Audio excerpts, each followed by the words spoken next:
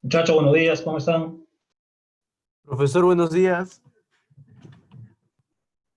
Buenos días, profe. ¿Qué tal, muchachos?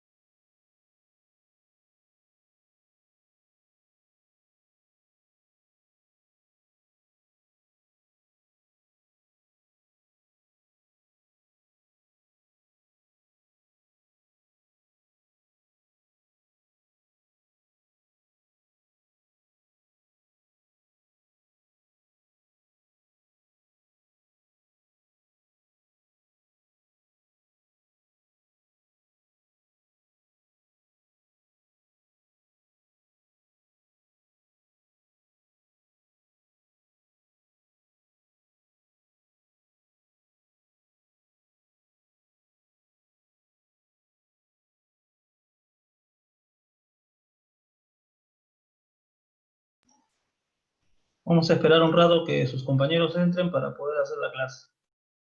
¿Ya?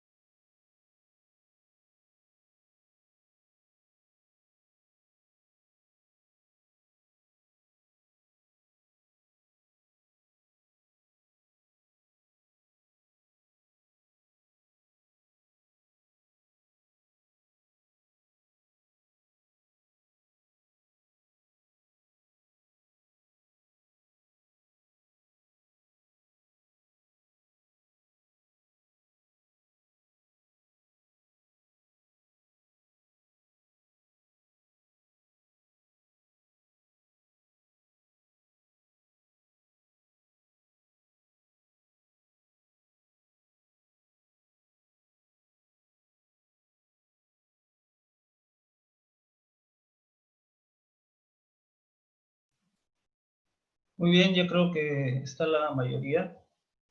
Vamos en este caso a dar una revisión rápida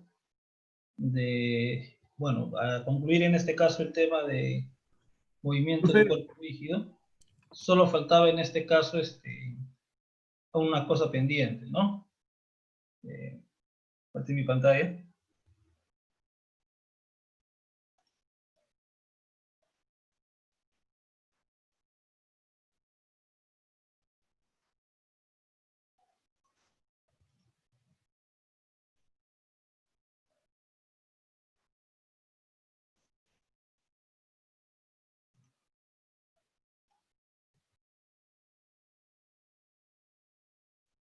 ¿Qué pasó acá?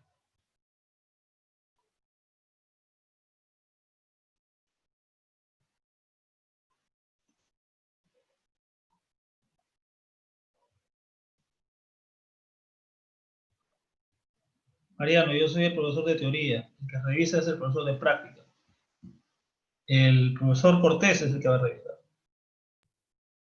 profe, disculpe, ¿usted tiene contacto con el profesor de práctica? Claro.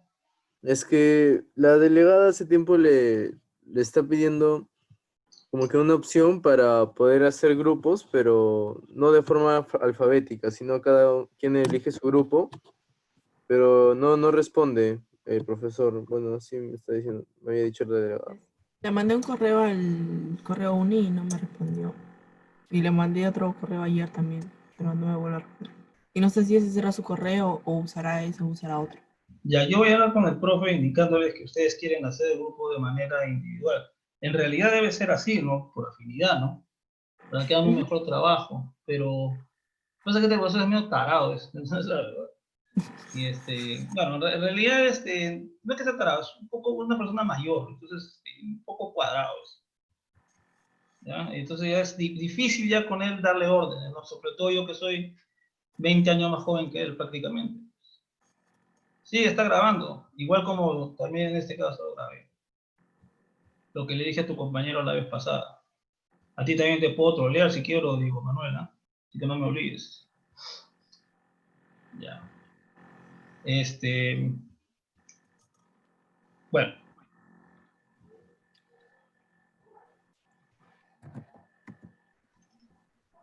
listo. ¿Se ve la pantalla? ¿Sí? Sí, profesor.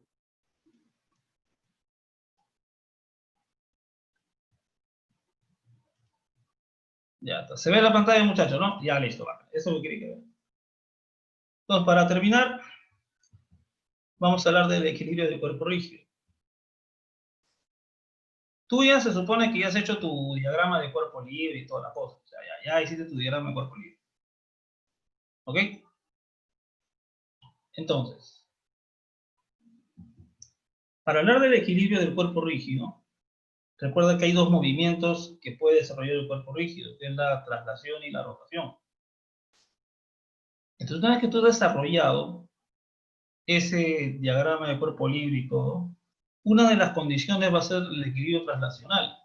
Es decir, el cuerpo rígido está o en reposo o en MRU. Y para ello, una vez que hiciste tu DCL, la suma de todas las fuerzas tiene que ser en este caso C. ¿Ya? Entonces, es una condición que tú conoces desde la partícula. Desde la partícula tiene esta condición de equilibrio, porque la partícula, fenomenológicamente, el único movimiento que tiene es la traslación. Por eso que para partícula, tú en la academia, suma de fuerza cero el equilibrio, que es reposo o MRU. Pero como el cuerpo rígido también puede rotar, hay que considerar ahora el equilibrio rotacional. Entonces, respecto de algún eje, entonces, el cuerpo rígido está o en reposo o en MCU, para que el estado de rotación del cuerpo no cambie, para que todos los puntos, excepto aquel que pasa por el eje, tenga siempre la misma velocidad angular. Entonces, si el cuerpo mantiene su velocidad angular, en este caso se encuentra en MCU, se encuentra en equilibrio de rotación. Y entonces, respecto del eje que estamos eligiendo para analizar, en este caso, el estado de equilibrio, la suma de los torques tendría que ser 0. Ahora, tienen que cumplirse ambas condiciones, no solamente es una. Puede ser que el problema salga resolviendo solamente usando una nada más. Pero para asegurar el equilibrio tienen que cumplirse las dos condiciones. Eso sí es importante. Porque, por ejemplo, yo puedo aplicar a una barra, le aplico dos fuerzas paralelas en los extremos, si quieres. Dos fuerzas paralelas en los extremos y que apunten los dos en la misma dirección.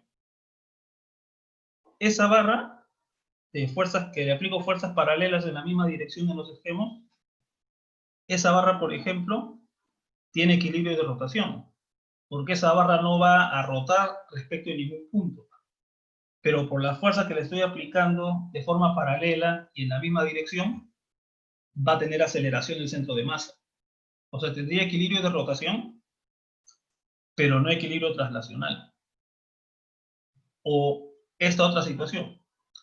Aplico dos fuerzas paralelas a la barra en los extremos, solo que ahora una apunta en dirección contraria a la otra, lo que se conoce como par de fuerzas o cupla de fuerzas. Entonces, esa barra va a empezar a girar alrededor justamente del centro, si quieres. Esa no tiene equilibrio de rotación, pero como solamente está rotando, sí tiene equilibrio traslacional, porque como las fuerzas van a ser opuestas, en los extremos de la barra van a ser opuestas, la suma de fuerza va a seguir siendo 0. El centro de masa, que sería el punto donde está rotando, no se desplazaría nunca, pero las otras partes del cuerpo estarían rotando alrededor de ese punto. Para asegurarte que esté en equilibrio, tienen que cumplirse ambas condiciones. Las dos tienen que cumplirse. ¿Ya? Muy bien, entonces, por ejemplo, aquí te voy a poner acá un ejemplito. Una barra homogénea de masa M y longitud L nada más, ahí la palabra homogénea se coló. Se sujeta de un extremo por una cuerda y por el otro se apoya sobre una pared. El coeficiente de rozamiento estático entre la barra y la pared de mu sub s. Determine el mínimo valor de X en términos de las variables del problema y la aceleración de la gravedad, de modo que el sistema permanezca en equilibrio.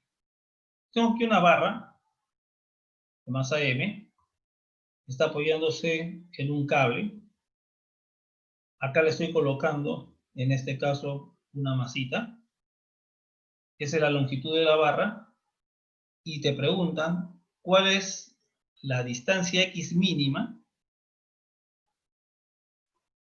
O sea, yo puedo mover esta masita de acá, trasladarla si quieres, amarrarla en otro punto de la barra, y te piden cuál es el valor mínimo de esta distancia para que el sistema permanezca en equilibrio. Entonces acá, por ejemplo, tú tendrías que descomponer tus fuerzas, ¿no? Por ejemplo, ¿no? Si quieres hacer el DCL de la barra, ¿no? Hagamos el DCL de la barra. A ver. ¿Qué fuerzas actúan sobre la barra? Por ejemplo.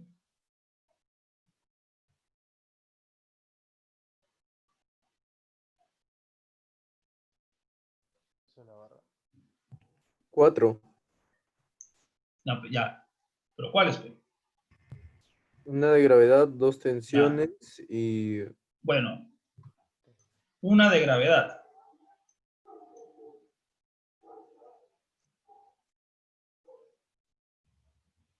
Acá hay una fuerza de tensión.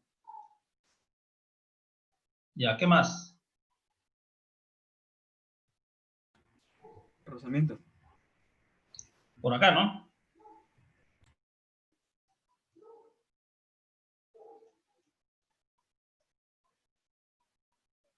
¿El rozamiento para dónde actúa? ¿Para arriba o para abajo? Arriba. Para arriba. No, Ya. Para abajo. no. Ya.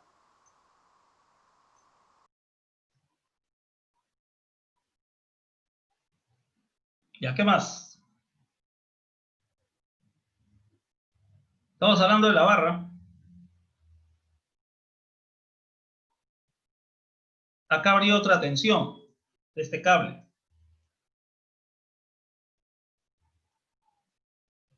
Ya está. Ahí está el diagrama de fuerzas.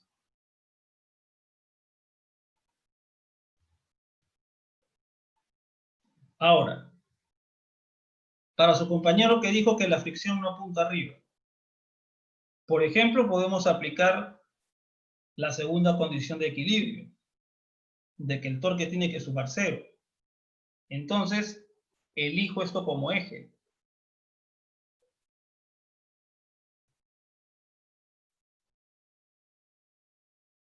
Al elegir esto como eje, ¿cuánto vale el torque de la tensión?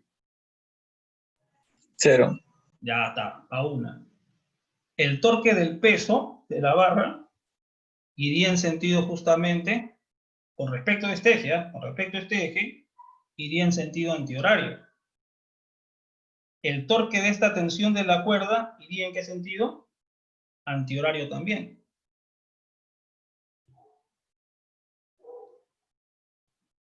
¿Cuánto vale el torque que produce la normal? 0 también. Cero. Y para que todos los torques se anulen, este torque tiene que salir en sentido contrario. El torque de esta fuerza de fricción tendría que ser del tipo horario también. Y para eso la fuerza de fricción apunta para arriba.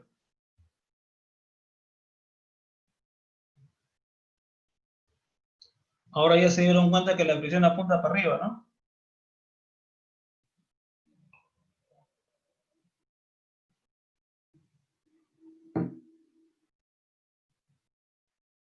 Si tú demuestras que Profe, con el X, dime. yo puedo elegir mi eje, o sea, tiene que pasar, el eje que yo elija tiene que pasar por un punto de la barra o puede ser inclusive afuera.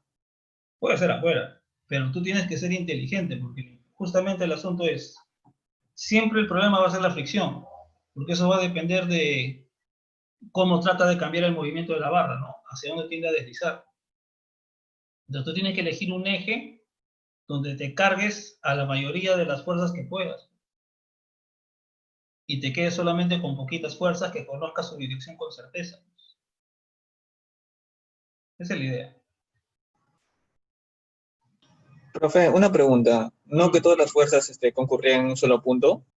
Ah, muy buena pregunta, Chocherita. El primer día de clase indiqué que solamente eso era cierto para la partícula. Y ahora estamos trabajando con un cuerpo rígido. Y ahí no son concurrentes las fuerzas necesariamente. Gracias, Tienes que, profe. tienes que revisar tu apunte, ya tienes que revisar tu apunte. ¿Ya? No, no siempre son concurrentes. En partículas es concurrente. Ya. Y entonces aquí ya tendría que jugar después descomponiendo la tensión y haciendo que la suma de fuerzas sea cero. ¿Ya? Entonces, cuando tú vas a hallar la condición del torque, recuerda, si estás calculando el torque respecto de este eje, tú vas a tener aquí mg por esta distancia que sería L medio. Lo que tienes entonces, mg, que sería esta fuerza de aquí, multiplicado justamente por su distancia al eje. Esa distancia que es L medio. Acá tendrías esta tensión que es m minúscula g magnitud por equilibrio y su distancia desde aquí hasta el eje, que va a ser en este caso L menos X.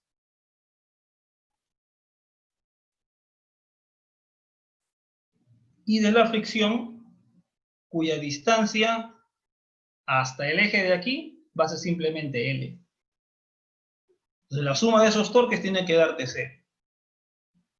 Una vez que plantees esa ecuación, vas a despejar X. Y cuando minimices X, te vas a dar cuenta que una de esas fuerzas tiene que ser máxima. Ya te imaginarás qué fuerza va a ser máxima. A ver, Plantea tu suma de torques igual a 0, todos. Vamos.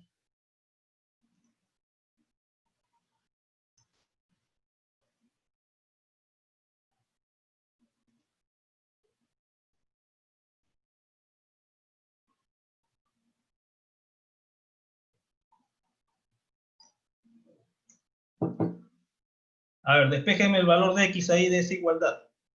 Torque respecto a X igual a 0. Ya olvídate de la tensión y la normal porque no hacen torque para ese eje.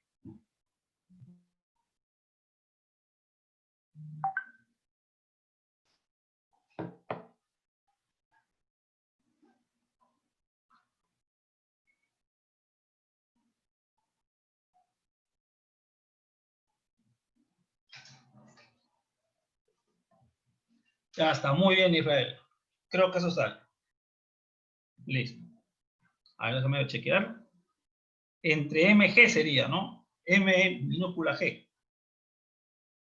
Para que tenga unidad de distancia.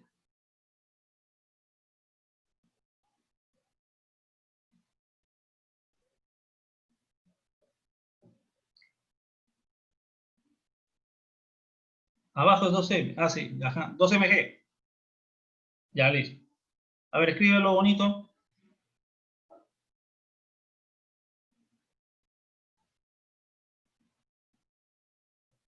Ya está.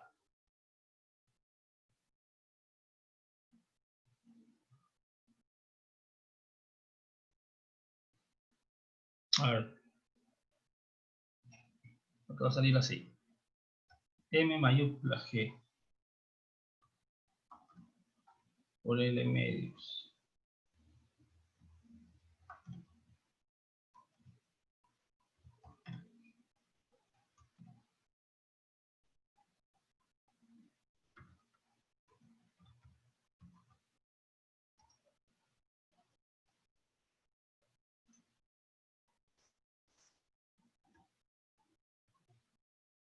Se supone que eso es lo que les ha salido a todos, ¿cierto?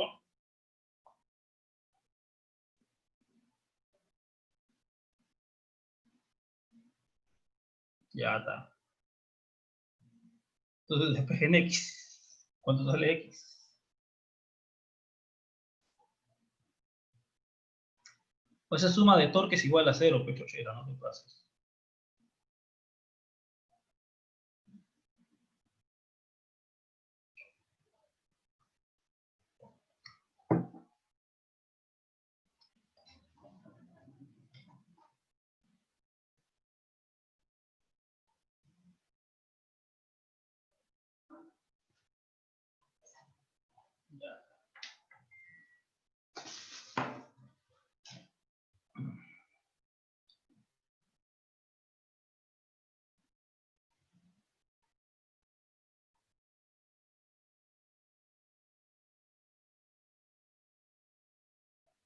Ya, yo creo que no sale eso, ¿ah? Porque si pasas X al otro lado, esa FS que está ahí tiene que restarse, más bien.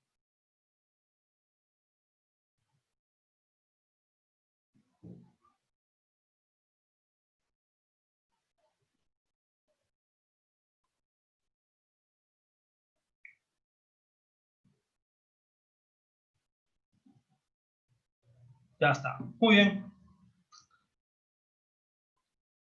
Ahora sí. Finalmente, fíjense. Si tú quieres hacer el X mínimo,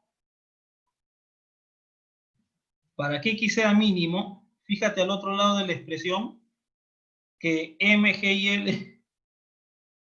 y L son constantes. O sea, para hacer el X mínimo, la resta con F2S, Fs tiene que ser máximo. Para que el X sea el mínimo. O sea, para achicar el X, Fs tiene que ser el máximo. Entonces, ahí recién justificas de que Fs, la fuerza de rozamiento estático, va a ser F estático máximo. Igual a mu S multiplicado por la normal.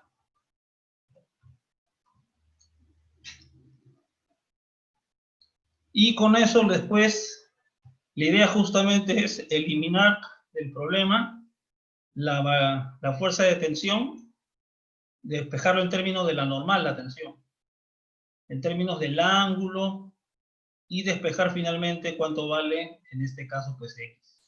X en términos de ¿qué? De las dos masas, de L, del ángulo y de la gravedad. Se puede despejar. ¿Ya? Esa chamba ya la van a acabar ustedes. ¿Estamos?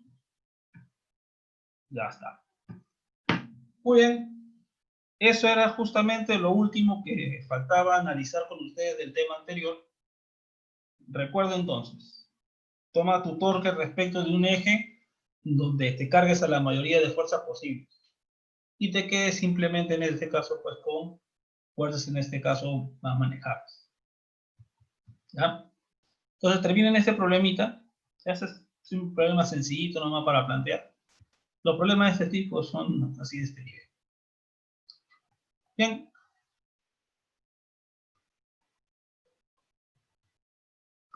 Vamos en este caso ahora más bien a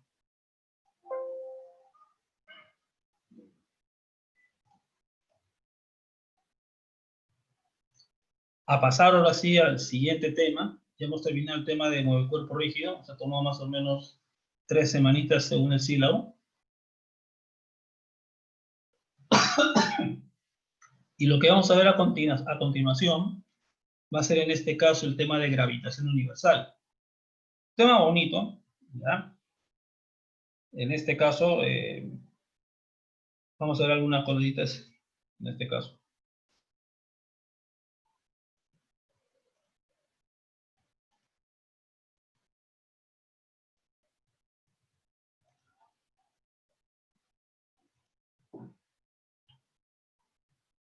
Listo.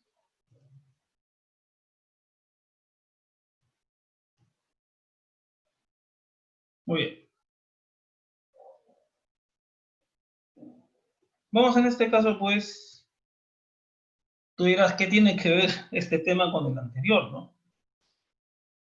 En realidad la gravitación, cuando uno lo estudia, uno puede justamente hacer un sondeo de muchas propiedades, en este caso, pues, de los sistemas planetarios.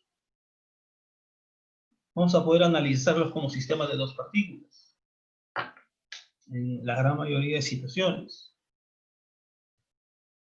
Y justamente ahí va a aparecer la cantidad que hemos estudiado, que es el momento angular. Ya, entonces, vamos a darle justamente la importancia que tiene realmente el momento angular, ¿no? Tal vez en el cuerpo rígido, como que todavía les cuesta ver esa cantidad, pero en gravitación es fundamental en este caso entenderla, ¿no? Y justo porque es una cantidad que, al igual que la energía, se va a mantener constante en el movimiento de gravitación. ¿Qué pasó, Israel? ¿Apretaste de casualidad o vas a preguntar?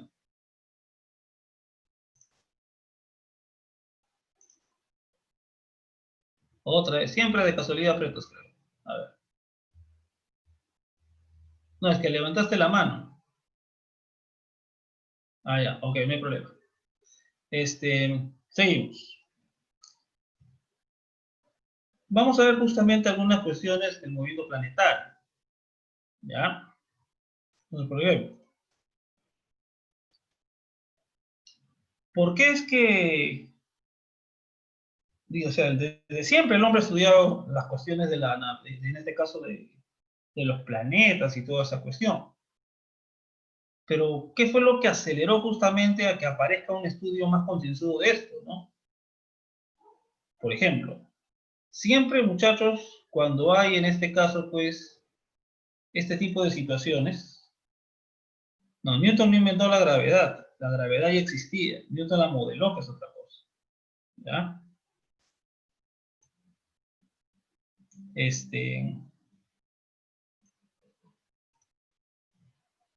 O sea, ¿qué fue lo que motivó en este caso toda esta cuestión?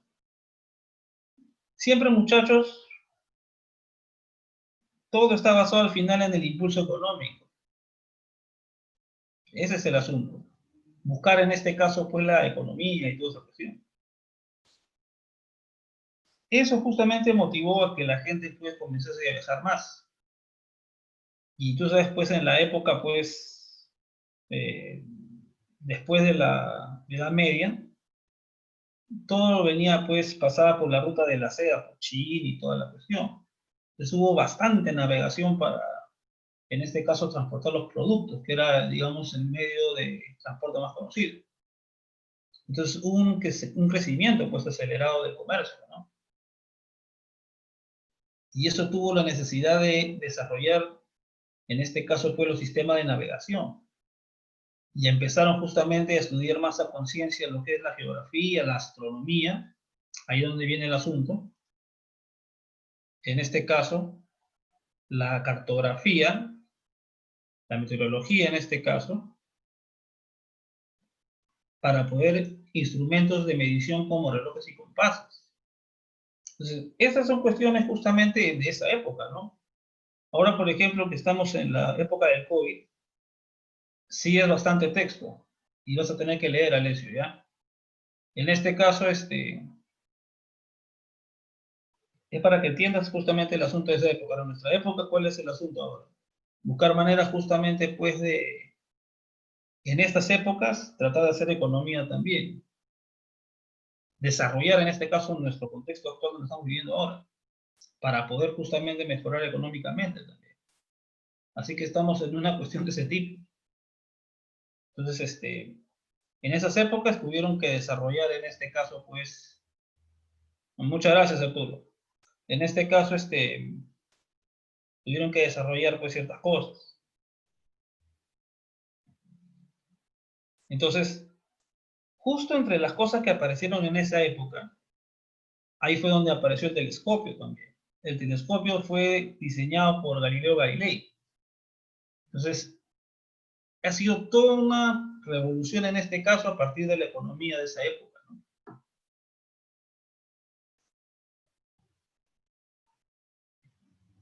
Entonces, eso renovó el interés en el estudio de los cielos, porque como que había quedado eso atorado porque nadie le prestaba atención, hasta que se hizo necesario, pues realmente, pues, desarrollar y hacer en este caso estudios sobre los cielos astronómicos. Antes, la navegación era justamente a base de observaciones, en este caso astronómicas. Entonces, todo eso fue desarrollando, armando el contexto para que aparezcan justamente los instrumentos de medición. Entonces, todas estas cuestiones son de 1400, mira, desde ahí empieza el asunto, donde se planteaba que la Tierra no estaba en reposo y que el universo no podía concebirse como finito, porque todos pensaban del modelo, pues, de Ptolomeo, de que en este caso, pues, el centro del universo era la Tierra, pues, que todo giraba alrededor de él. Y no es así, pues. Ya muchas cosas que se estaban en este caso rompiendo los paradigmas. Así como en esta época hay que romper el paradigma de que el 5G propaga el COVID, y no es así. Tú sabes que han tumbado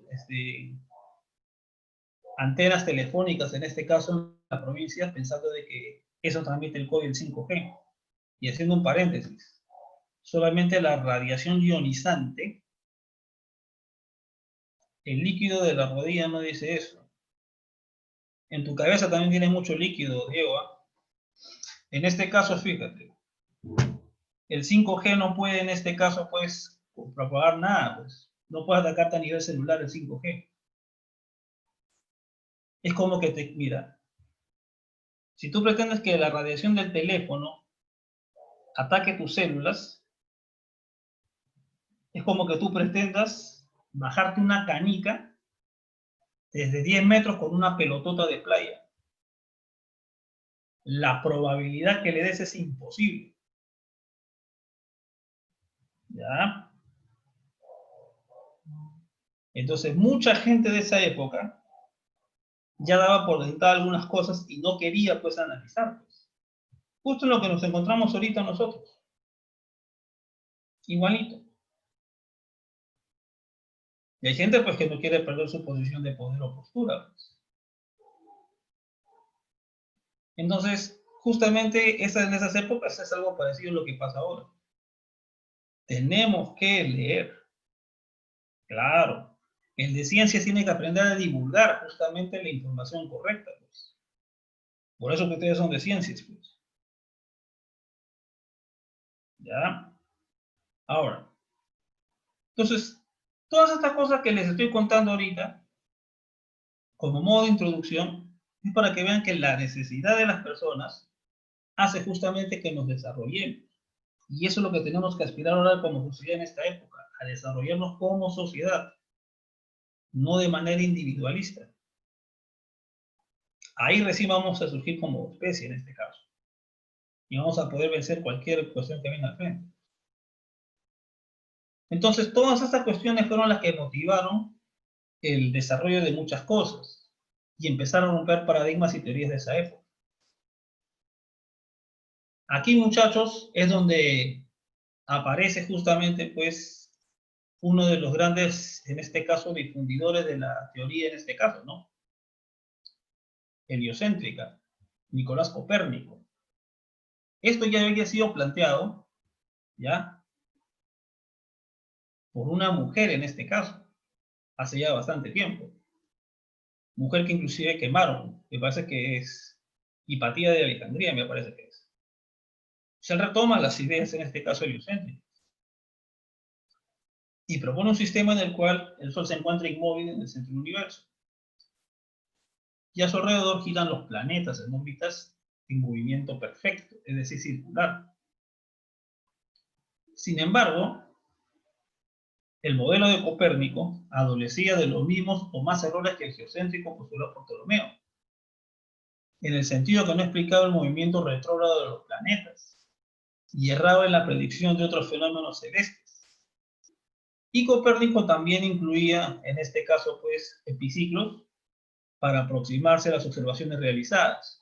O sea, por ejemplo, consideraban que los objetos se movían alrededor de la Tierra, pero a su vez él consideraba que hay objetos que también daban la vuelta junto con el otro. Así como la Tierra le da la vuelta al Sol, según el modelo heliocéntrico, la Luna también a su vez le daba la vuelta alrededor de la Tierra en ese movimiento. Esos movimientos se llaman epiciclos en este caso. De toda esa cuestión, muchachos, era lo que en esa época pues se conocía.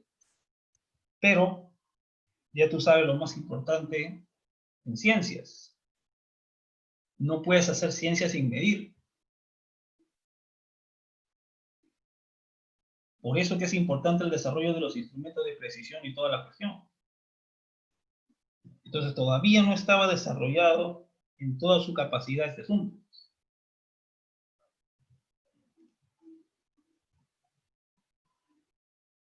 El que empieza a hacer el grueso de la chamba justamente es Tycho Brahe. Él sí ya tenía en este caso pues instrumentos mucho más precisos. A él ya el pata ya había pasado ya por toda esta cuestión de probar instrumentos, aparte también que tenía que tener dinero en esa época para hacer ciencias. Muchachos, hasta antes del siglo, en este caso 20, solamente la gente adinerada iba en este caso justamente a las universidades a hacer ciencia. Solamente ellos, nada más. Solamente gente de dinero. Tú estás en una época donde el Estado de alguna manera te apoya para que estudies ciencias en la uni. Y mi llamada a la conciencia, muchachos, es que no tomen la uni como que, pucha, ya caí en ciencias y no voy a hacer nada. Esa no es la idea. ¿Ya? Yo tenía amigos que querían ir a ingeniería y después cayeron en ciencias.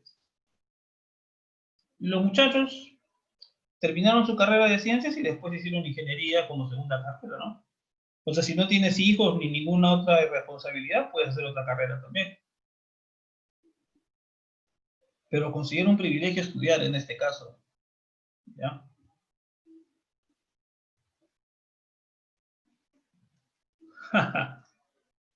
Por eso le digo, todos pueden estudiar después de otra carrera, no hay problema, no para nada. Bueno, como le decía, lo de Tycho Brahe, ¿no? El pata justamente pues tenía su billete, ¿no? Y él justamente pues hizo en ese caso las medidas más precisas de su época. Las mediciones de Tycho Brahe no tuvieron mayor utilidad. ¿Por qué? Porque Tycho Brahe solo se encargaba de recabar datos, nada más. Pero también la otra parte del experimento es la interpretación de los datos. Tycho Brahe ya estaba viejito. Y justamente el que se llevó, digamos, o el que hizo la chamba del cálculo, fue en este caso, pues, Johannes Kepler. Él se llevó todo el paquete justamente de Tycho Brahe. Todos sus datos. 20 años de data tomado de Tycho Brahe. Sobre el movimiento justamente, pues, de Marte y de algunos otros cuerpos celestes que observó.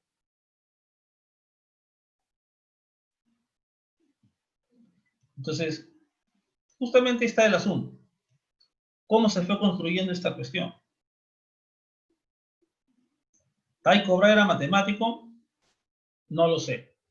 Creo que en esa época no había diferenciación, porque Newton, aparte de físico, también hacía cosas en matemática, ¿no? Yo creo que eso vino después, más bien. La división, digamos, por ramas. Porque, por ejemplo, Newton hizo hasta óptica incluso. Ya, eso sí es una buena pregunta, José. Porque a la vez, en paralelo, también estaba Leibniz. Leibniz también estaba desarrollando el cálculo en paralelo. Pero digamos que el que le dio mayor sentido al cálculo fue Newton, porque lo aplicó justamente a la gravitación. O sea, eso es lo interesante. Pero el que le dio, como te digo, más sentido fue Newton.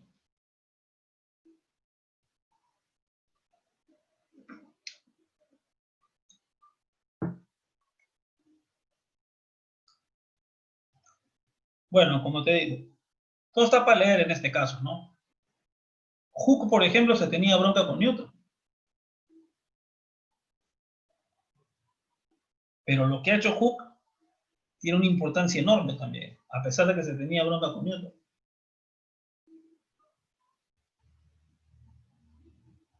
Como le digo, hay bastante por leer, ¿no? Yo estoy poniendo acá un resumen bien sucinto, ¿no? De todas las cosas que han habido. Pero lo importante es que me parece que están leyendo. Ah, bueno, pues no. Es otra cosa. Es un resumen. Así es. Justo, muchachos, uno de los defensores más importantes de la teoría heliocentristas era Copérnico, Galileo Galilei. Y Galileo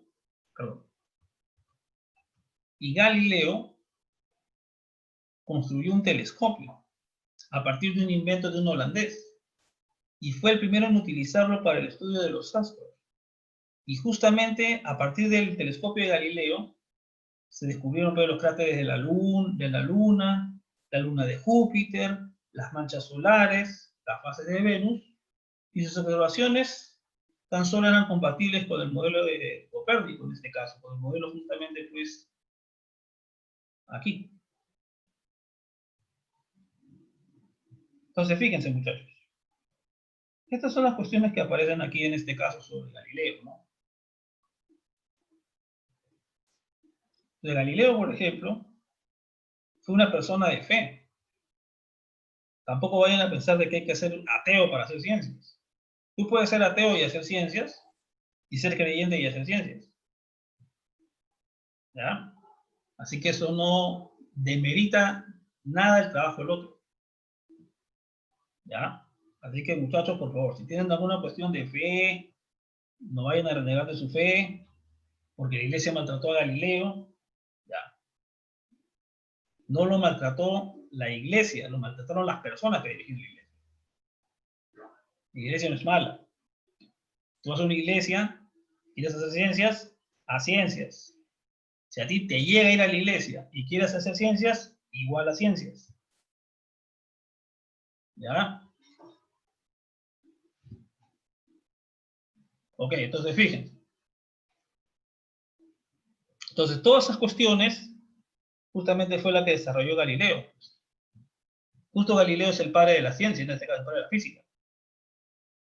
Porque él justamente, pues, a partir de sus observaciones, nos permite encontrar lo de las lunas de Júpiter y ir bajando de a pocos el modelo geocéntrico, ¿no? Muy bien, entonces, este es un resumen express de esa época, de lo que pasó en esa época. Vamos en este caso a ver justamente qué cosa propuso, pues, Kepler.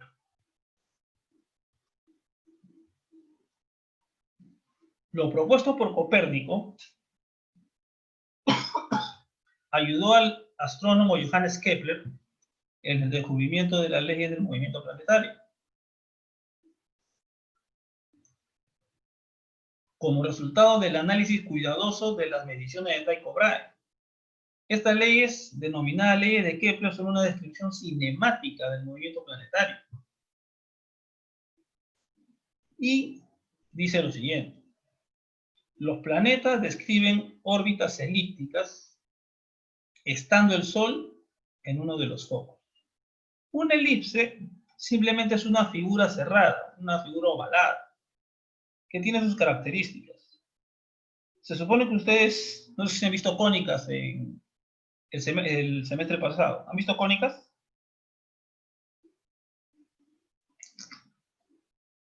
¿Han visto las cónicas el semestre pasado en algún curso de matemática?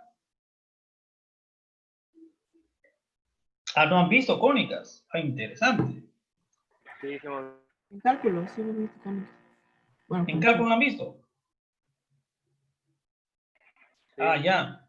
Porque yo me acuerdo de mi época, hacíamos medio semestre de derivadas y medio semestre de geometría analítica. Hacíamos cónica, parábola, hipérbola, elipse. La demostraban todo. Ya. Entonces, bueno, yo voy a hacer algo de cónicas también en la otra semana. Algo sencillo nada más.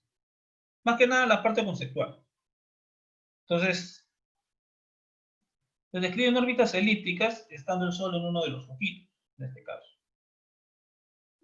Luego, el vector posición de cualquier planeta con respecto al Sol barre áreas iguales de la elipse en tiempos iguales. A esta proposición se denomina la ley de las áreas. Y la tercera, los cuadrados de los periodos de revolución son proporcionales a los cubos de las distancias promedios de los planetas al Sol. Esta ley puede expresarse por la ecuación t cuadrada igual una constante por Rm elevado al cubo, siendo k una constante de proporcionalidad. Entonces, básicamente, pues, el resumen directo de las leyes de Kepler.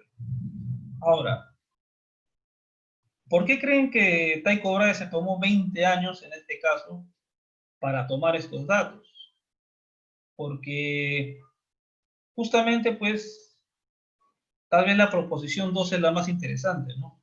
La de áreas iguales en tiempos iguales.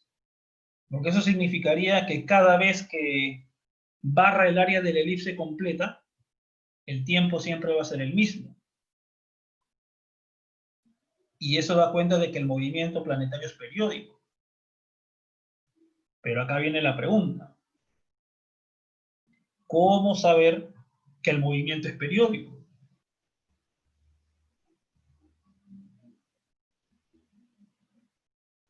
¿Qué tendríamos que determinar?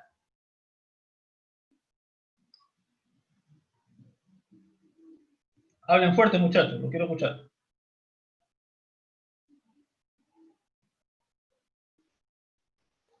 O sea, ¿qué tendríamos que determinar para decir, ah, esto es periódico?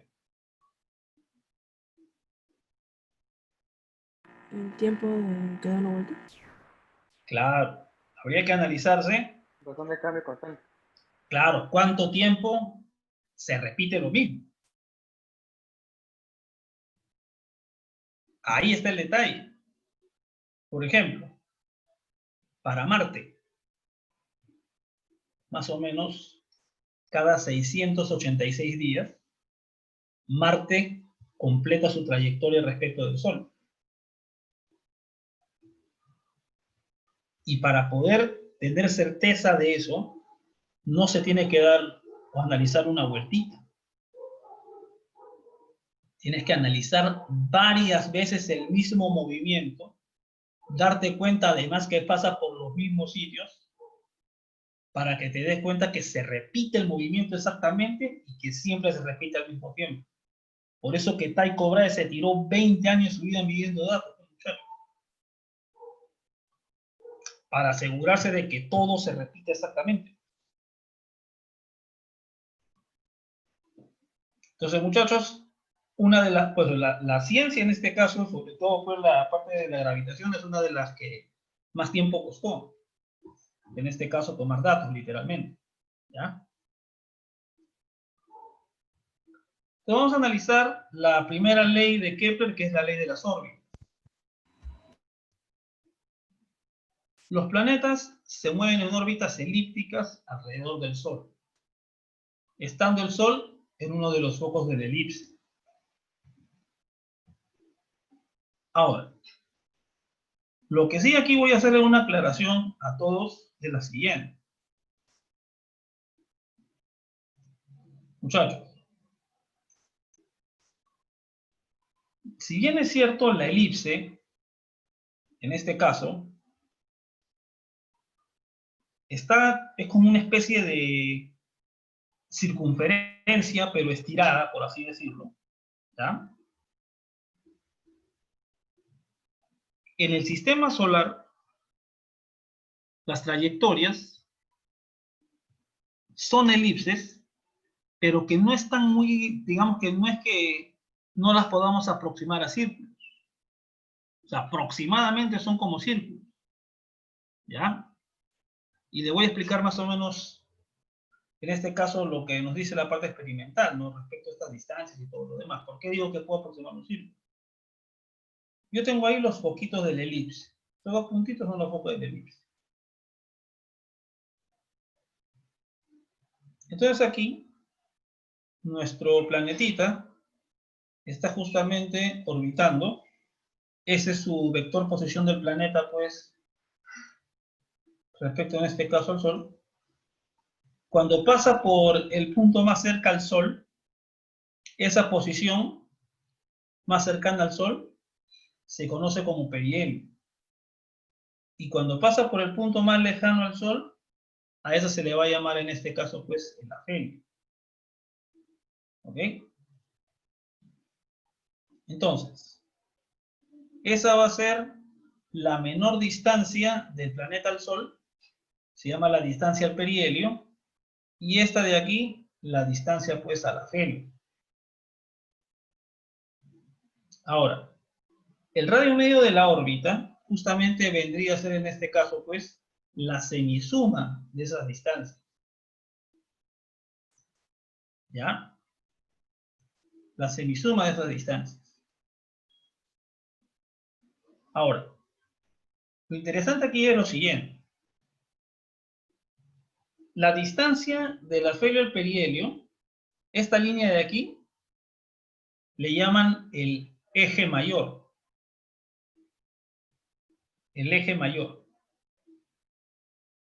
Y a la semisuma de estas dos distancias le llaman el semieje mayor.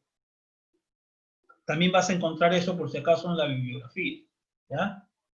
Vas a encontrar eso en la bibliografía también. El semieje mayor en este caso. ¿Ya? O sea, no lo vas a encontrar como radio medio, sino le pongo también semieje menor en este caso. El semieje mayor en este caso. Que es la semisuma de estas distancias. Ahora, ¿qué es lo que pasa, por ejemplo, para el caso de la Tierra y el Sol? Para que más o menos me entiendas.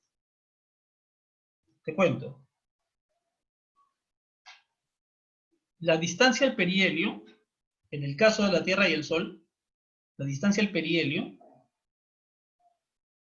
es el 97% de la distancia al afelio.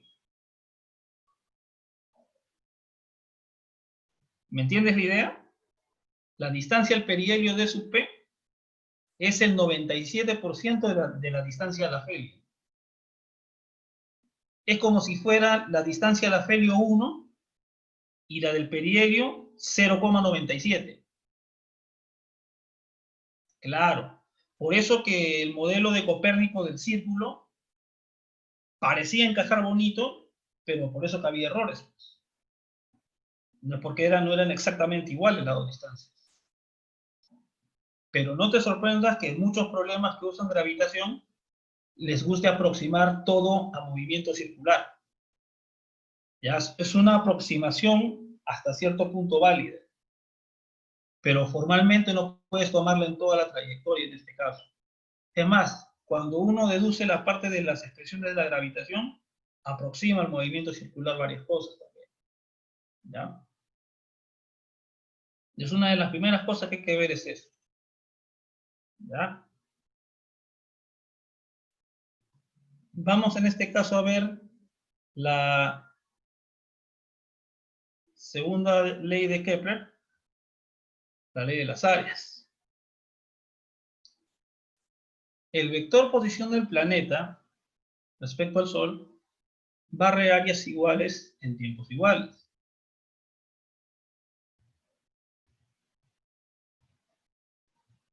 Si yo tengo acá mi planeta que está orbitando tranquilito alrededor del Sol, y en este caso, por ejemplo, vemos cómo barre en este caso, pues, el vector posición mientras se desplaza, cómo va barriendo en este caso, pues, en este caso el área. Voy a retroceder otra vez para que vean. Está orbitando, ¿ya? Está orbitando. Entonces, el vector posición va cambiando y va barriendo las áreas justamente que estás viendo ahí en la elipse. Entonces, por ejemplo, esta la barra en un tiempo delta de T1 y va a restar en un tiempo delta de T2. Entonces, la ley de las áreas te dice que el área que barre el vector posición en un intervalo de tiempo siempre va a ser proporcional con el área que barra el vector posición y su respectivo intervalo de tiempo. Y en el caso de que ambos tiempos fuesen iguales, las áreas justamente serían iguales. Fíjate que todas las áreas se están tomando respecto del Sol, ¿ya? En este caso. Entonces, al ser este movimiento periódico, cada vez que el planeta complete una vuelta alrededor del Sol, el tiempo transcurrido siempre va a ser el mismo. Ya ese tiempo se denomina periodo. Concretamente, periodo de revolución del planeta alrededor del Sol. Y en ese tiempo vas a barrer todo el área de la elipse. Y lo que te dice justamente que esa proporción es la que va a ser constante.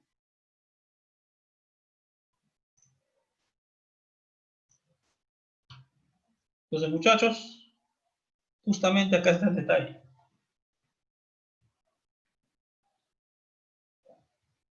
De las leyes de Kepler, la más interesante es la que relaciona el tiempo. El tiempo y la determinación de que este movimiento es, pues, el tipo periódico, que se va a repetir. Y la proporción de las áreas y todo eso. Entonces, muchachos, ahí tienes en este caso que analizar. O sea, según esto, ya. Eso se va a demostrar cuando hagamos el estudio de este movimiento en coordenadas polares. ¿Han hecho coordenadas polares o tampoco han hecho coordenadas polares? Ya. Cuando haga el estudio del movimiento de coordenadas polares, eso sale en una línea, esa demostración facilita.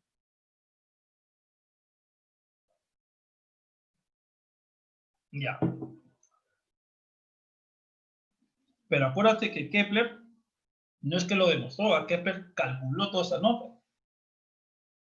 O sea, imagínate chapar todos los datos de Tycho Brahe y ponerte a hacer el cálculo. Kepler tuvo que hacer esos cálculos a mano, hermano, e ir juntando los resultados. Más o menos demoró unos 15 años, más o menos. Ahora con una computadora lo haces en 8 minutos, más o menos. Entonces, fíjate. Claro, o sea, claro, hizo cálculos, pues. Con un código. Ahora con un código, pues. Ahora es con un código, ¿no? Pero para que veas, pues. Listo. Y la tercera ley de Kepler, que es la de los periodos. El cuadrado del periodo es directamente proporcional al cubo del radio medio de la órbita. Entonces, para dos planetas alrededor del Sol, tú tienes acá un planetita dándole la vuelta al Solcito. Profesor, en el curso vamos a demostrar esas leyes. A ver, estas se van o sea, mejor dicho, no es que vamos a demostrarlas. A partir de la fuerza de gravitación, vamos a poder llegar a esos resultados que proponen estas leyes. O sea, porque lo que tú sabes que lo que causa el movimiento es la fuerza. O sea, lo que hizo Kepler fue a nivel cinemático. Es como que yo agarro y me pongo a analizar el movimiento MR1. A partir de experimentos saco mis conclusiones. ¿No? Eso es lo que se hace en cinemática. A partir de la fuerza, vamos a demostrar que al final yo voy a llegar a los mismos resultados que propone en este caso Kepler. Esa es la idea. Entonces, esto, por ejemplo, es lo que construye Kepler en este caso, a partir de los datos de Tycho Brahe. Eso es lo que propone él.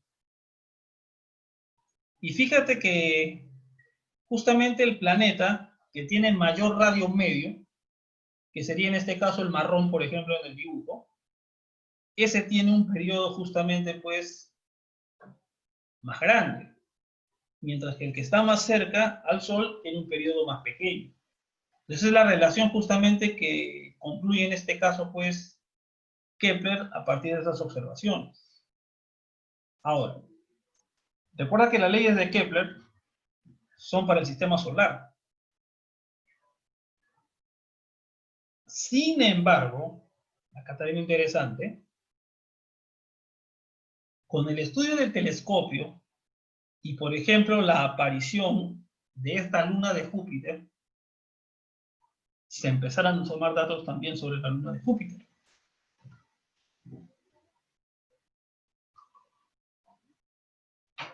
Y te cuento,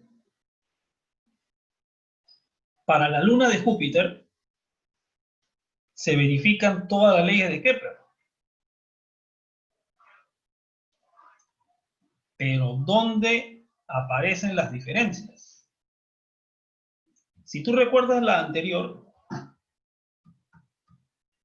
acá tú tienes que es una constante, esta relación del área y el tiempo. Tú estás viendo aquí también que la relación entre el cuadrado, el periodo, y el cubo del radio, en este caso medio de la órbita, esa semisuma de la distancia del esfero perihelio al cubo, ese cociente también es constante. O sea, todo eso se verifica. Pero ¿cuál es la diferencia? Que para los cuerpos que le dan la vuelta al Sol, esta constante tiene un valor al igual que la otra. Pero para las lunas de Júpiter, que le van a dar la vuelta a Júpiter, esta constante ya no va a ser igual. O sea, t cuadrado entre r cubo siempre va a ser constante. Si están dándole la vuelta al Sol, este tiene un valor. Si le están dando la vuelta a Júpiter, esta constante tiene otro valor. O sea, las constantes que has visto tú, la de la segunda ley de Kepler y esta tercera ley de Kepler, no son constantes universales. Son constantes que van a depender alrededor de qué planetas se están moviendo los otros, alrededor de qué cuerpos se están moviendo los otros. Si se mueven alrededor del Sol, acá habrá una constante. Si se mueven alrededor de Júpiter, acá habrá otra constante. Si se mueven alrededor de la Tierra, como la Luna o los satélites de la televisión, este va a tener otro valor constante. Entonces, esta constante va a depender del cuerpo alrededor del cual orbitan los otros. ¿Ya? Por eso te digo, las leyes de Kepler son para el sistema solar, pero verifican para otros sistemas planetarios. Y van a depender del cuerpo que se encuentre en el foco de la trayectoria de los otros. ¿Ya? Bien, muchachos, hagamos un pequeño descanso de unos 5 minutos o 10 minutos, ¿ya? Y de ahí continuamos, ¿ok? Unos 10 minutitos.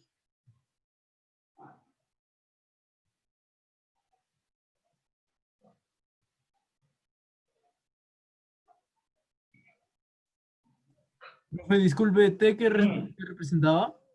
¿Cómo? ¿T qué representaba? T, el periodo. Ahí ya. Está escrito arriba, mira, el cuadrado del periodo. Gracias.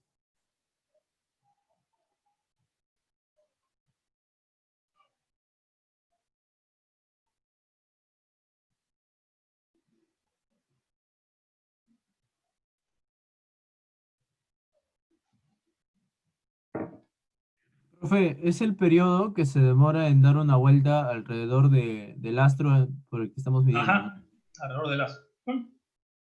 En completar su trayectoria. Claro.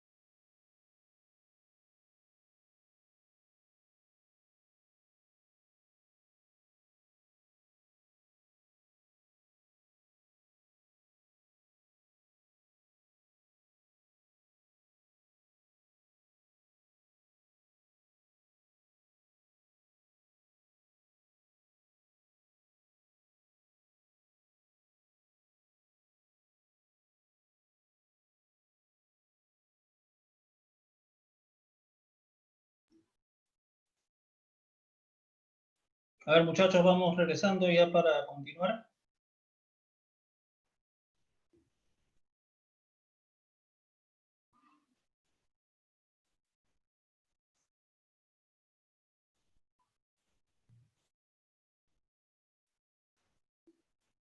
A ver, muchachos. Vamos en este caso a mostrar algunos datos justamente interesantes del sistema solar en este caso, ¿no? Datos que seguro te van a gustar. ¿Ya? Por ejemplo, acá tenemos la descripción de los 8 planetas que forman parte del sistema solar. Fíjate que estos por qué aparecen y de repente dirás, profe, Plutón ya no está ya. Ya, claro. Lo que pasa es que los primeros 8 planetas tienen sus elipses, sus trayectorias elípticas, contenidas en el mismo plano. A ese plano se le llama la eclíptica.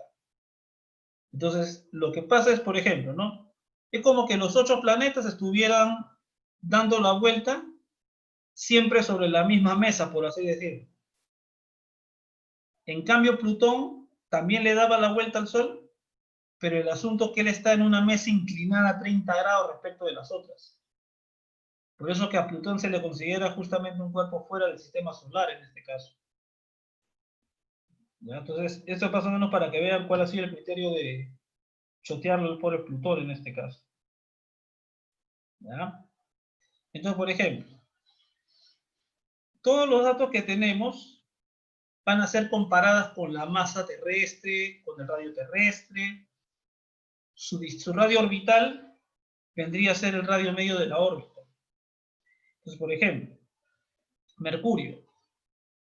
Mercurio tiene una masa 0,06 veces, el 6% de la masa terrestre. Tiene un radio planetario que es el 38% del radio terrestre. Su distancia media en unidades astronómicas, vamos a ver que son unidades astronómicas, es en este caso 0,39 unidades astronómicas. Su periodo orbital, ¿cada cuánto tiempo le da la vuelta al Sol? Cada justamente 0,24 años terrestres. O sea, más o menos, si hacemos un calculito al vuelo, considerando el año terrestre, pues 360 días, más o menos Mercurio le da la vuelta al Sol cada 88 días aproximadamente. Pero mira su periodo de rotación. Se demora 586 días en darle la vuelta alrededor de su eje Mercurio.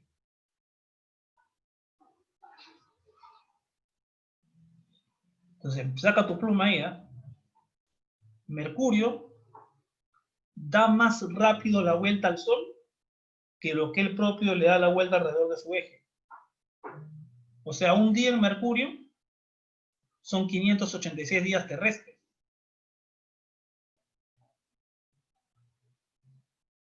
Otras particularidades, por ejemplo. Venus tiene una masa ya comparada con la terrestre.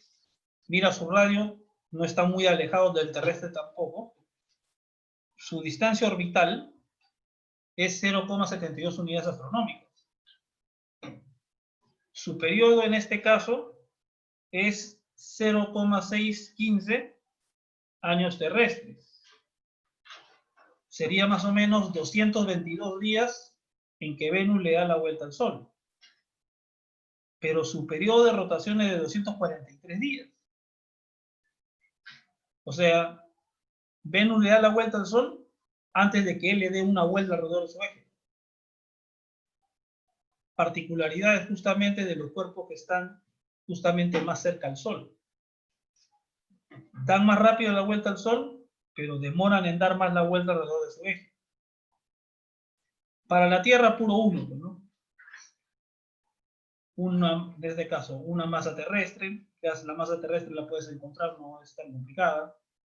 Su radio, en este caso, ¿no? La masa terrestre es 5,96 por 10 a la 24 kilogramos. Esa es la masa terrestre. El radio de la Tierra, más o menos aproximadamente 6.400 kilómetros. Una unidad astronómica de distancia vendría a ser su radio medio en este caso. Un año de periodo orbital y un día en este caso, pues, de rotación terrestre. Fíjate nuestro querido amigo Marte. Marte tiene el 11% de la masa de la Tierra en este caso. ¿Ya? Su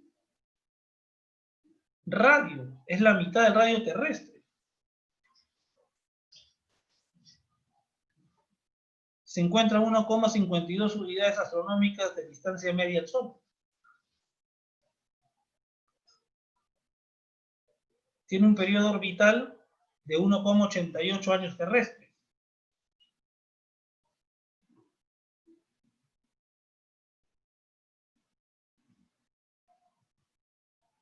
Que son más o menos 676 días.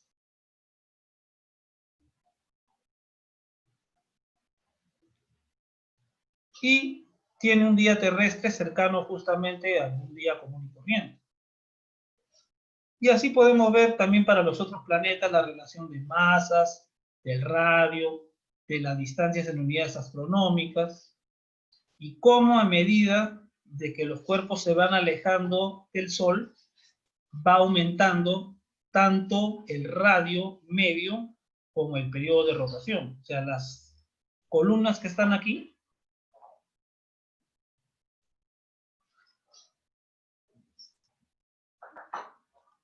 estas dos columnas de aquí, revelan justamente que a mayor distancia, en este caso, pues al Sol, se observa mayor periodo justamente de rotación también.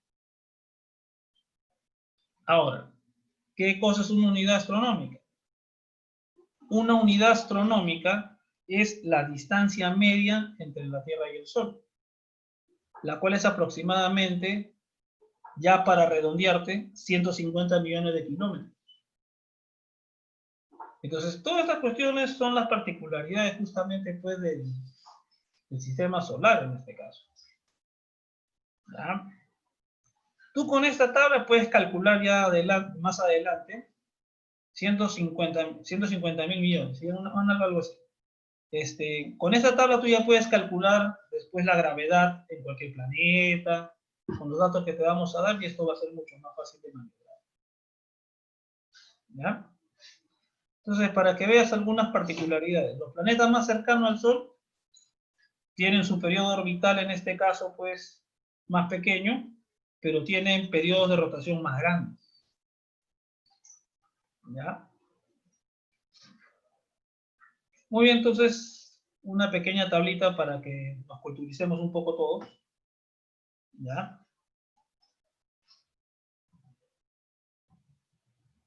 Vamos a hablar de la ley de gravitación universal. Este es el segundo trabajo más importante de Newton. El primero fueron las famosas 3 leyes que tú ya conoces para el estudio del movimiento, que fueron analizadas justamente, diversos hechos experimentales en este caso. Y aplicando el cálculo que él mismo desarrolló paralelamente con Leibniz, logra justamente explicar algunas cuestiones. Por ejemplo, revelar el significado físico de las 3 leyes de Kepler. O sea, las leyes de Kepler son solamente una descripción cinemática, nada más, del movimiento planetario. Pero con la ley de gravitación, y eso ya vamos a ver ya en la parte final de este tema, justamente a partir de la fuerza y de las trayectorias vamos a poder encontrar el significado físico de la ley, en este caso la ley de Kepler. ¿Qué cosa tenía encerrado de fondo? ¿Por qué era constante eso? ¿Por qué era constante el otro? Ya vamos a ver eso más adelante. Ahorita no es el momento. Con eso también se logró explicar el intrincado origen de las mareas en este caso. ¿Cuál fue el problema de las mareas? ¿Por qué cuando hay luna llena sube la marea? ¿Y por qué cuando hay luna nueva baja la marea? Toda esta cuestión es debido a la gravitación en este caso. Y por último, ¿por qué los cuerpos independientes de su masa, de su peso, por qué todos caen igual cerca a la Tierra? Esta cuestión que explicó Galileo también se explica a partir de la gravitación en este caso. Ya que les gusta la letra, acá les voy a poner letra que escribió Newton en este caso en un trabajo que hizo. Dice, si consideramos los movimientos de los proyectiles, podemos entender fácilmente que los planetas pueden ser retenidos en ciertas órbitas mediante fuerzas centrípetas. Pues una piedra se va apartando de su senda rectilínea por la presión de su propio peso y obligada a describir en el aire una curva, cuando en virtud de la sola proyección inicial habría debido continuar en dicha senda recta en vez de llegar al suelo. Y cuanto mayor es la velocidad con la cual resulta ser proyectada, más lejos llega antes de caer a tierra. Podemos suponer entonces que la piedra describe un arco de tantas millas antes de caer, de modo que al final, superando los límites de la Tierra, pasará al espacio sin tocarla.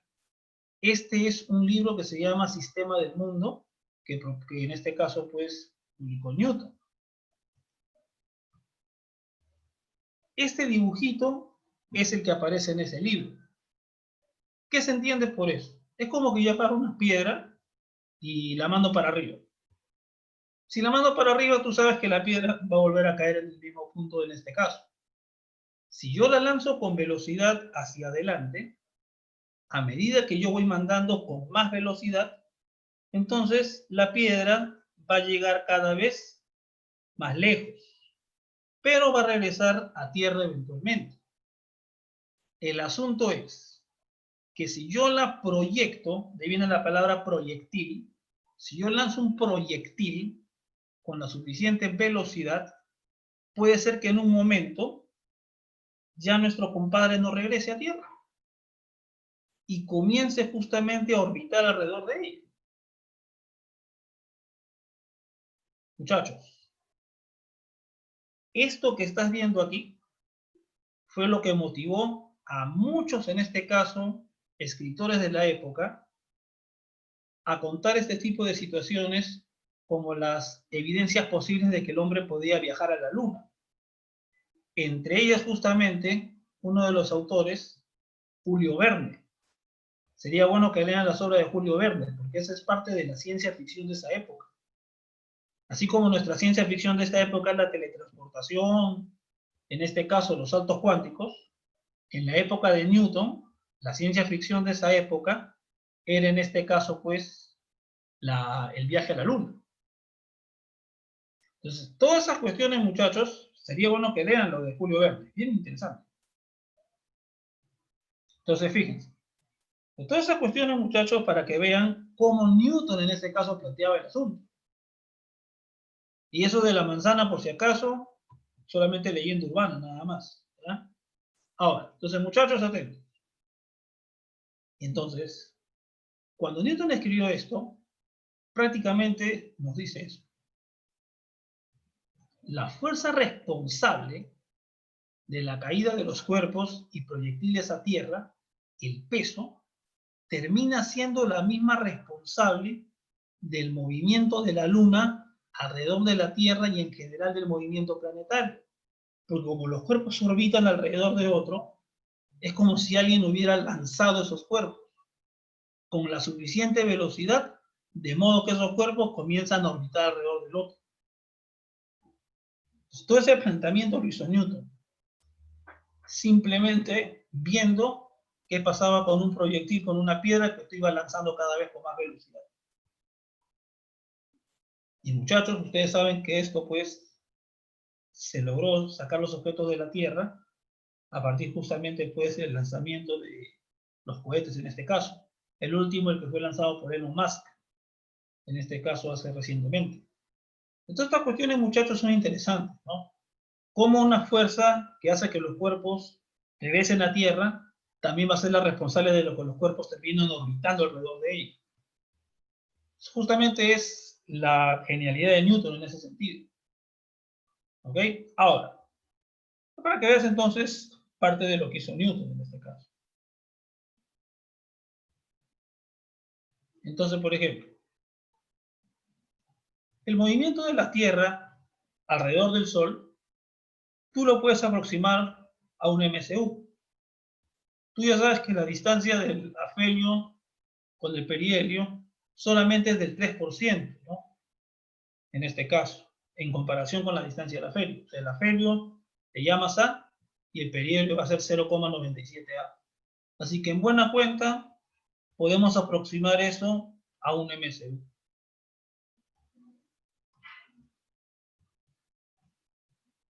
Entonces, básicamente nosotros tendríamos algo parecido a esto, ¿no? Donde la fuerza gravitacional es la responsable justamente pues de que la Tierra, en este caso, se encuentra orbitando alrededor del Sol. En su radio, R, además de ser el radio de la trayectoria, representa la distancia entre los centros, pues en este caso, sobre la Tierra.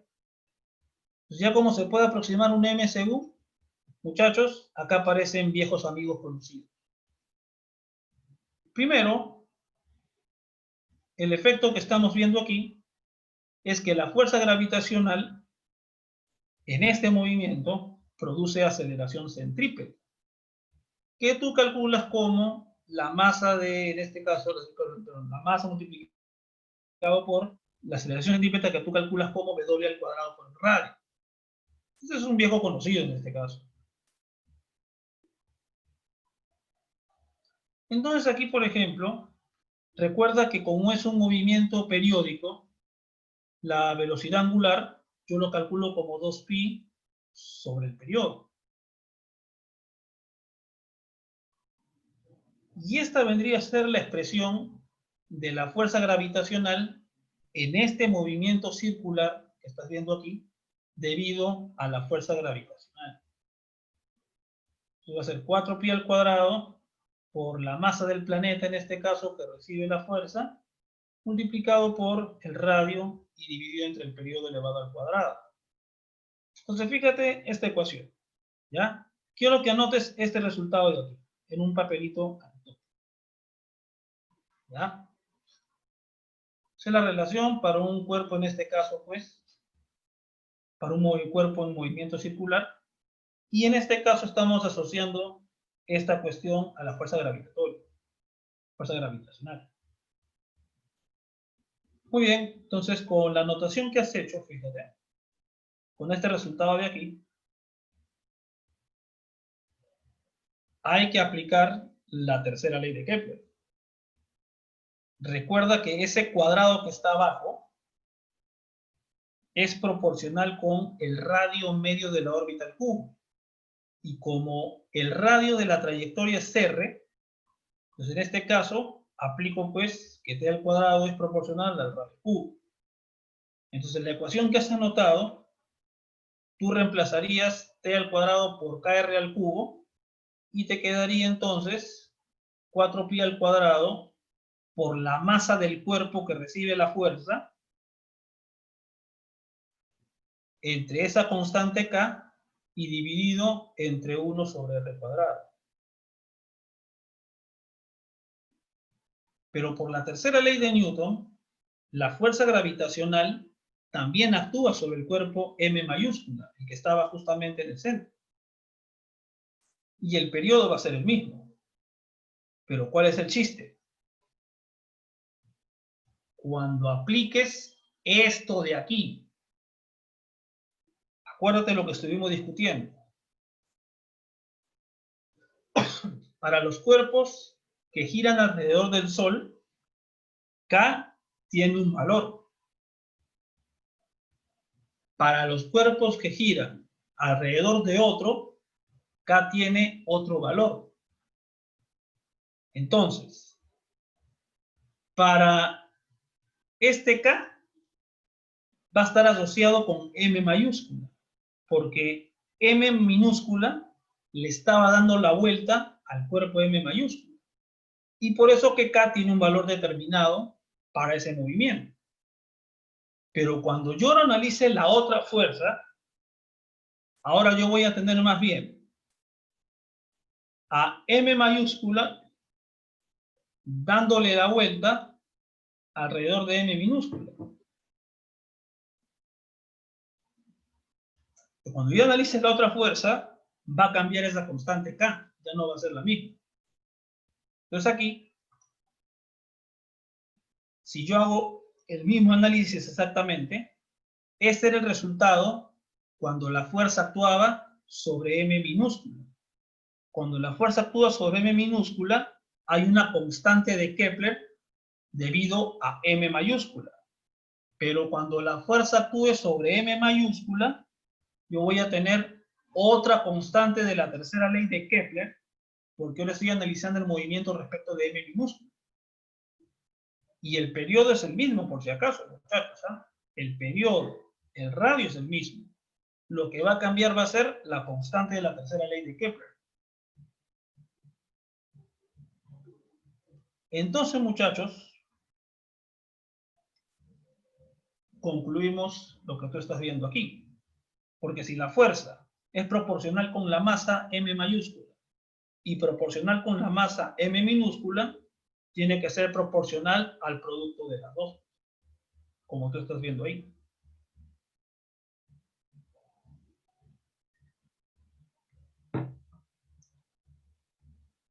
Eso justamente es una versión y la más simple para poder expresar justamente esta ley de gravitación.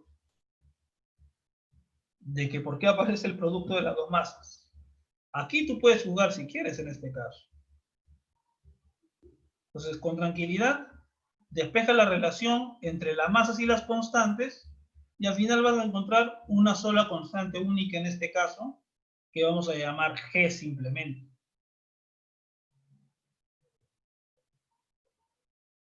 Y para que no te pierdas en el valor de las constantes, donde K en este caso pues minúscula, es 4pi al cuadrado G entre M mayúscula, y esa va a ser la constante cuando M chiquita le está dando la vuelta a M mayúscula. Y la constante prima va a ser 4pi al cuadrado G entre M cuando M mayúscula orbita alrededor de M minúscula. ¿Ya? O sea, básicamente es jugar con la fuerza centrípeta y con la tercera ley de Kepler para llegar a esta expresión. Tal vez es la vía más rápida de todas las que he encontrado. ¿Ya? Hay otras versiones en este caso, pero tienes que hacer muchas asunciones, ya demasiado. Yo creo que esta es la más sencilla y directa de todas para poder mostrar de manera cualitativa justamente esa expresión. Ahora te cuento. Muchachos, Newton predijo de que la fuerza tenía que ser de esta forma, pero no llegó a hacer ningún experimento para corroborarlo. Él lo predijo,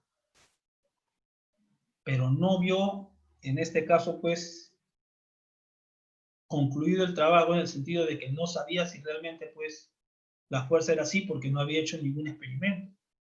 En las leyes de Newton, las tres famosas leyes de Newton, Newton, aparte de hacer sus experimentos, porque no es que no hizo nada, aparte de hacer sus experimentos, él tomó varios resultados experimentales para plantear las tres leyes de Newton, las que tú conoces. Pero para la gravitación, solamente llegó a plantear en este caso este resultado. Él después ya murió y no supo realmente pues si la cosa era así. Entonces fíjense.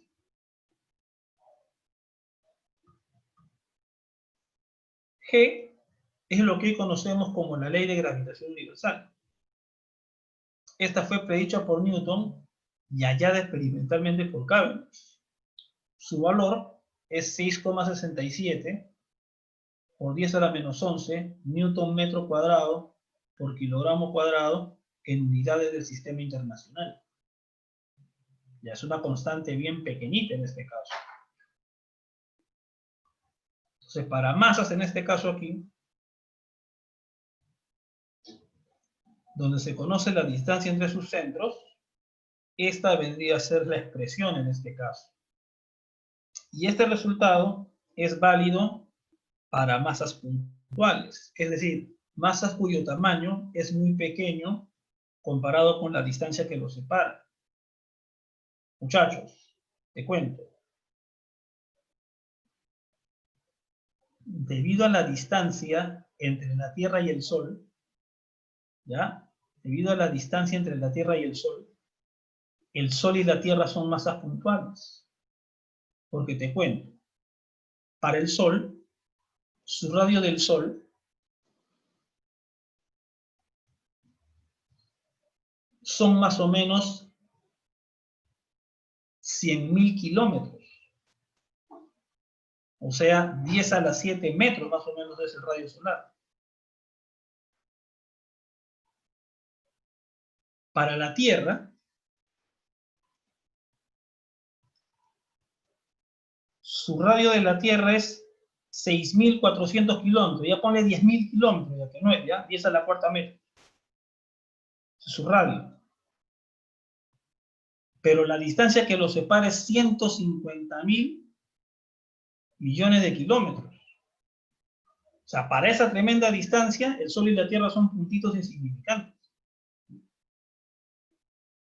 Por eso que ese resultado que Newton plantea y todo, para masas puntuales, es aplicable para la Tierra y el Sol, por la tremenda distancia que separa ambos cuerpos. ¿Ya? Así que, muchachos, masas puntuales no son masas chiquititas, porque la masa de la Tierra no es chiquita, la del Sol peor todavía. Mira, la masa de la Tierra es 10 a la 24 kilogramos. La masa del Sol es 10 a la 30 kilogramos. Pero, muchachos, al fin y al cabo, por la tremenda distancia que las separa, para ti van a ser como masas puntuales, en este caso. ¿Ok? Entonces, este resultado es lo que plantea Newton. ¿Ya? Ya la próxima clase vamos a formalizar ya con vectores y toda la nota ya un poco más acá. Solamente estamos dando la parte conceptual. Ahora, la gran pregunta es, profe, ¿y cómo rayos sacaron el valor de G? ¿O cómo saben que existe G? Y esa es justamente la parte final de esta clase. Tal vez la más interesante incluso. Muchachos, justamente vamos a hablar de la balanza de torsión de Cavendish. Este instrumento realmente fue desarrollado antes por Charles Austin Coulomb para hallar la carga eléctrica. Solo que Cavendish afinó más ese equipo. Porque la fuerza de gravitación es una fuerza muy pequeña realmente, debido justamente al valor que en este caso, a que no se puede medir con tanta precisión como la eléctrica. La eléctrica es más intensa, es más fácil de medir. Entonces, ¿cómo fue en este caso el asunto? Mira, acá tú tienes una fibra, en este caso, es como una cuerda que tú puedes torcer, en este caso. Acá tienes dos masitas. Por ejemplo, tienes aquí un láser, una escala, y el láser, por ejemplo, ahí va a actuar sobre el espejito, se va a reflejar y va a marcar cierto ángulo en este caso. ¿Ok? ¿Qué cosa es lo que va a pasar después? Atentos. Yo al colocar dos masas, yo voy a poder observar, nuevamente fíjense, al colocar las dos masas, la gravitación va a producir un torque, en este caso, sobre este cuerpo que tú estás viendo aquí. Ese torque, debido a la fuerza de gravitación universal, va a hacer justamente que se desplace el láser, justamente como tú estás viendo aquí, y que se genere cierto ángulo en este caso. Como nosotros sabemos cuantificar el torque, tenemos una relación directa de la magnitud de las fuerzas que están actuando aquí. Los brazos de palanca son fijos, en este caso respecto al eje. Entonces, esta distancia del eje a las masitas son fijas. Y la fuerza de gravitación va a producir el torque atrayendo la masa grande aquí, atrayendo acá también, produciendo el giro que tú estás viendo. Y este ángulo, en este caso el que está aquí, ese va a ser el que me da cuenta, en este caso, de la magnitud del torque también. Entonces, con toda esta cuestión, es como se determina y se juega con las masas. ¿Qué pasa si yo coloco el doble de masa? Se va a observar aquí, por ejemplo, el doble del ángulo. En este caso, que se mueve en este caso el láser. ¿O qué pasa si yo pongo la mitad? Entonces acá va a girar solo la mitad nada más. Entonces, esto de aquí es una representación de la balanza de esa época. Esa balanza era más brava todavía. Tenía que tener una precisión bien brava y marcar justamente dónde en este caso pues caía en este caso la lectura. Y eso era con agujas todavía más rudimentario todavía. Entonces, aquí es el torque que produce la fuerza gravitacional, nos da idea de la magnitud de la fuerza gravitacional. Y cómo ir al cambiando las masas, va cambiando este angulito y sacando la relación entre el torque y el ángulo que está aquí. Entonces, muchachos, la desviación del rayo láser nos indica cuánto se ha torcido la fibra.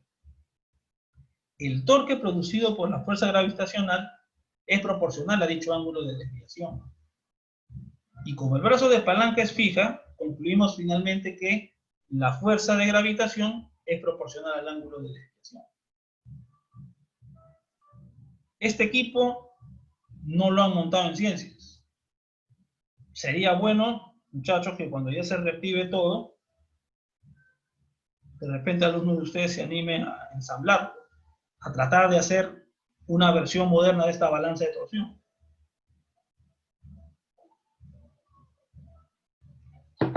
Entonces, muchachos, esas son las bondades de la gravitación y el hecho final de que finalmente se verifica justamente. Pues esto es interesante, como les digo. Mario, ¿quieres hacer una pregunta? ¿O has levantado de casualidad la mano? Allá. Muy bien, muchachos. Entonces, creo que por hoy vamos a parar aquí en este caso. Ya la próxima clase vamos a hablar ya de conceptos un poco más bravos. Porque si bien es cierto la fuerza de gravedad actúa sobre los cuerpos, hay una ventaja de esta fuerza respecto de las otras.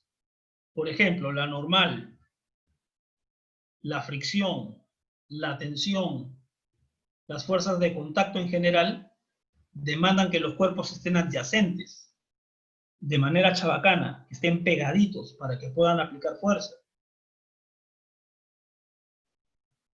Sin embargo, la fuerza de gravedad puede actuar sobre un cuerpo a pesar de estar separados bastantes metros de ella, hasta kilómetros incluso.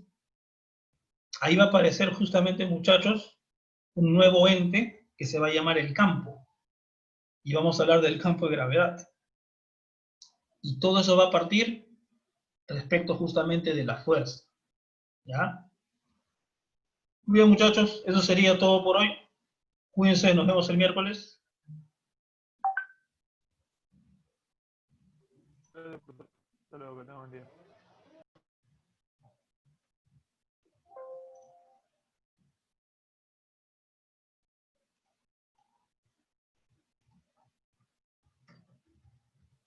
Chao, profe, hablamos. Hasta luego, muchachos, cuídense, nos vemos.